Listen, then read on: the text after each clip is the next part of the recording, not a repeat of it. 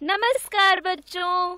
आज मैं आप सबको पंचतंत्र की एक और कहानी सुनाऊंगी और आज की कहानी का विषय है दोस्ती। एक घने जंगल में बहुत पुराना कुआं था। उस कुएं में बहुत सारे मेंढक रहते थे।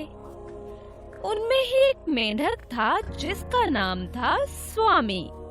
कुएं के दूसरे मेंढक अक्सर स्वामी मेंढक का बिना बात मजाक बनाते थे, जिससे स्वामी बहुत परेशान हो गया था।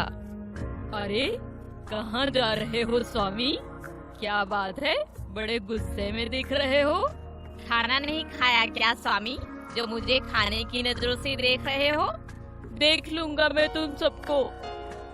यह कहते हुए वह वहाँ से चला जाता है।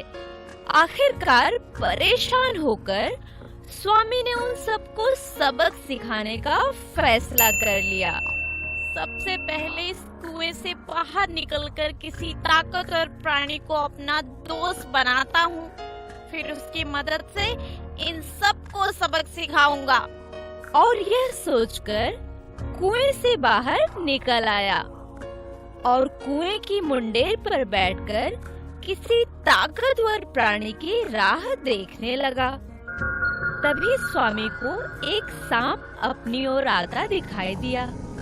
उसे देखते ही स्वामी की बाहें खिल गई। वह जानता था कि यह भयानक सांप उसके सब शत्रुओं को खत्म कर सकता है, फिर मुझे कोई भी नहीं चिढ़ाएगा। यह सोचकर स्वामी सांप के पास जा पहुंचा और बोला, मेरा नाम स्वामी है, मैं तुम्हारा दोस्त बनना चाहता हूँ, क्या तुम मुझसे दोस्ती करोगे? सांप फन फफकारते हुए बोलता है, क्या कहा तुमने? तुम मुझसे दोस्ती करना चाहते हो? हाँ मित्र, तुमने बिल्कुल ठीक सुना, मैं तुम्हारा दोस्त बनना चाहता हूँ।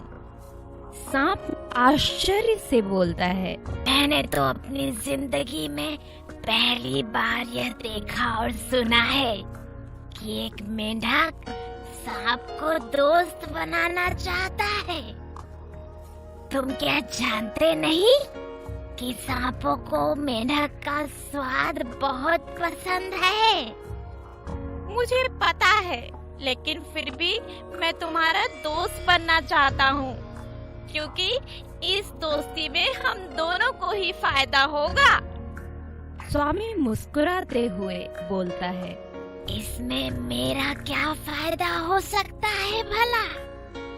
सांप ने स्वामी से पूछा, बात यह है मित्र, जिस कुएं में मैं रहता हूँ उसमें मेरे बहुत सारे रिश्तेदार रहते हैं।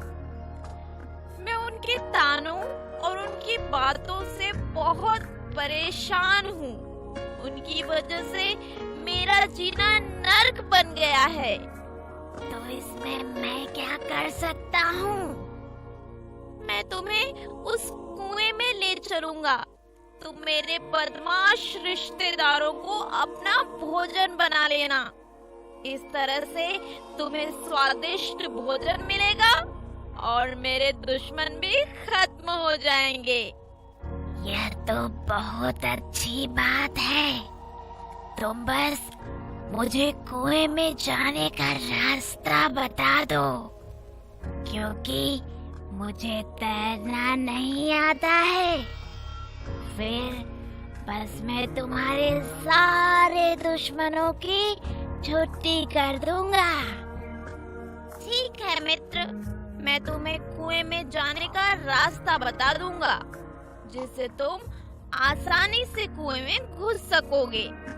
पर एक बात का ध्यान रखना कि मेरे दुश्मनों के साथ मेरे रिश्तेदार भी रहते हैं वहीं।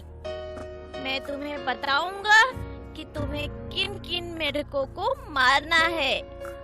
सांप मन ही मन सोचकर बोल रहा है, बच्चू, तुम मुझे एक बार उस कुएं में लेकर तो चल, फिर तो मैं सभी मेंढकों को चुन चुन कर खाऊंगा।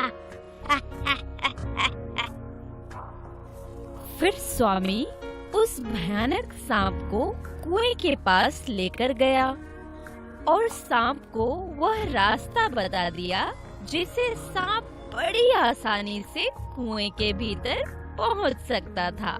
दूसरे दिन स्वामी सांप को लेकर कुएं के अंदर पहुंचा। इतने भयानक सांप को देखकर स्वामी के विरोधी मेंढकों का दिल दहल गया। उन्हें अपनी मौत सामने दिखाई दे रही थी। स्वामी इशारा कर कर के सांप को अपने शत्रुओं के बारे में बता रहा था। अब वह रोज 2-3 मेंढकों को खाकर अपना शिकार बनाता था। सांप ने स्वामी के सारे शत्रुओं को अपना भोजन बना लिया था। अब उसके मुंह में मेंढकों का स्वाद आ गया था। सांप ने स्वामी के पीठ पीछे से उसके रिश्तेदारों को भी खाना शुरू कर दिया था। मित्र, यह तुम क्या कर रहे हो? तुम मेरे रिश्तेदारों को भी खा रहे हो। मैं तुम्हें सिर्फ अपने शत्रुओं को खाने के लिए कहा था, ना कि मेरे संबंधियों को। मेरे प्यारे दोस्त, तुम्हारे कहे अनुसार मैंने सारे कुएं के मेंढकों को खा लिया है। तुम मुझे यहाँ लेकर आए हो, यह तुम्हारा फर्ज बनता है कि तुम मेरे लिए भोजन का प्रबंध करो, नहीं तो मैं तुम्हें भी खा जाऊंगा। स्वामी समझ गया था कि उसका जीवन खतरे में है, परंतु वह बुद्धिमान था। उसने जल्दी ही अपनी जान बचाने की योजना बना ली। वह सांप से बोला, ठीक है दोस्त, मैं तुम्हारे लिए और भी भोजन लेकर आऊंगा, लेकिन उसके लिए मुझे इस कुएं से बाहर जाना पड़ेगा। क्यों? तुम तो जानते हो ना मित्र, इस कुएं के सारे मेंढक खत्म हो गए हैं। मैं किसी दूसरे कुएं में जाकर वहां के मेंढकों से दोस्ती बनाऊंगा और उन्हें बहला फुसलाकर यहाँ लेकर आऊंगा। और यदि तुम वापस लौट कर ना आए तो मैं तुम्हें कहाँ ढूंढता फिरूंगा। ऐसा करता हूँ, मैं भी तुम्हारे साथ चलता हूँ। अरे अरे, कैसी बातें कर रहे हो मित्र? तुम साथ रहोगे तो कौन मेंढक मुझसे दोस्ती करेगा? तुम बिल्कुल भी चिंता मत करो, बस थोड़ा सा धीरज रखो। मैं तुम्हारे लिए यही भोजन का प्रबंध कर दूंगा। ठीक है दोस्त। सांप ने उसकी बात मान ली। स्वामी कुएं से बाहर निकलकर भाग गया। वह सोच रहा था कि मैं कितना बेवकूफ था जो इस सांप पर भरोसा किया। अगर मैं इस कुएं से बाहर ना निकल पाता तो ये भयानक सांप मुझे भी खा जाता। इस कहानी से हमें यह शिक्षा मिलती है कि हर काम सोच समझ कर ही